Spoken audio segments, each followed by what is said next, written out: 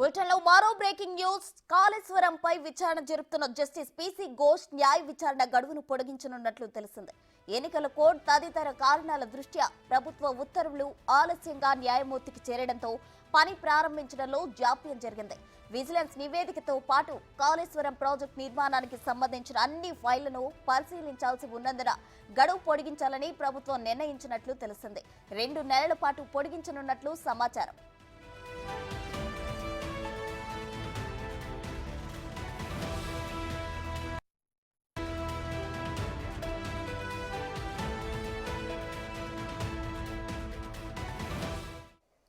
కాళేశ్వరంపై విచారణ జరుపుతున్న justice PC Ghosh న్యాయ విచారణ గడువును పొడిగించనున్నట్లు తెలిసింది.